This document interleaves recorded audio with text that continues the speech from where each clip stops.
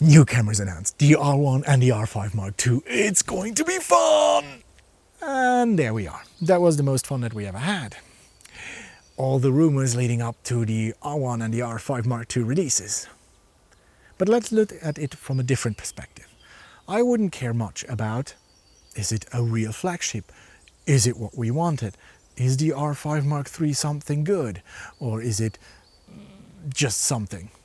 And the reason why I'm saying this is I owned a 5D Mark IV. And I was happy with the image quality, so the system is amazing. The Canon systems are amazing. They never win any specs war, never did. But my question is more, even though we have this great autofocusing system, we have this great resolution, we have this amazingly quick sensors now, aren't we like stagnant? Because I moved away from the Canon system not because I wasn't happy with it. I was just not getting the shots that I wanted. Every time I took out my Canon 5D Mark IV and my 70-200 that I took pictures with or wanted to take pictures with for the family, because it was white, people looked like, what happened? Oh damn, let's pose for the photo.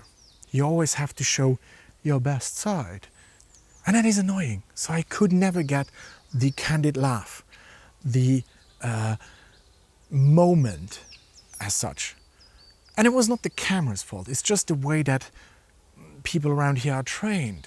So when I saw this introduction of the Canon EOS R1 and the R5 Mark II, even though specs-wise the R5 Mark II would be my dream camera, I was reminded of all of the other releases.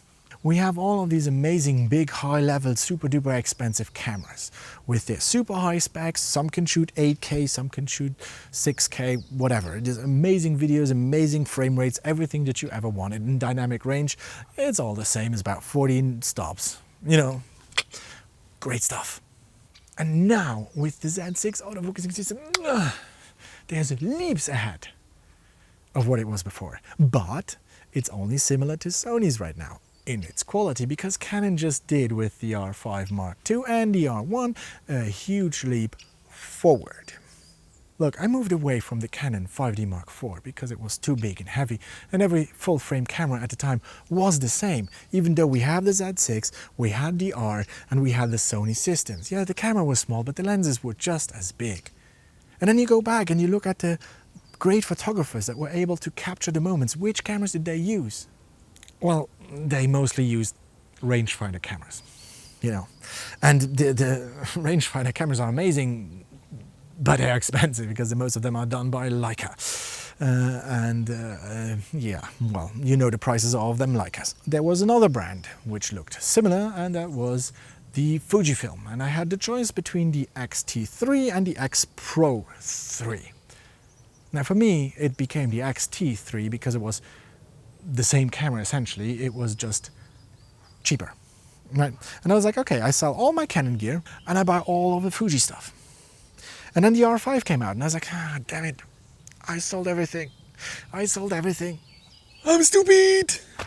But I now had a Fuji system and I was actually starting to save up to buy the Canon EOS R5 and get back into Canon system again. I wanted a 40 megapixel camera. I wanted it to be able to shoot 4K and 8K in some places, and I wanted it to be able to shoot 1080 and 120. Fujifilm came again to the rescue, and so they did come to the rescue with the X-H2. And even though it has a way better autofocusing system than the X-T3, it can't hold up a candle to the best in industry. But then again, I'm shooting on it right now. See, if I move forward, it focuses on my face.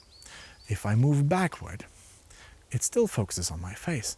If I move side, and I move side forward, and I move even more forward, it still has the focus on my eyes.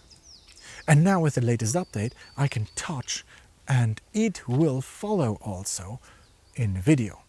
As I said, not as good as Canon, not as good as Sony, and now recently, definitely also not as good as the Nikon Z6 Mark III. What is enough? I have 40 megapixels. I have about 13.5 to 14 stops of dynamic range. It focuses well enough. it is powerful enough because I have a 4K high quality mode, which takes the 8K resolution of the sensor, crops it down, everything fine. And we are at 25 degrees Celsius and it doesn't overheat, and with all the takes and everything, I'm here for about 2 hours right now. We can always buy something better, but by how much?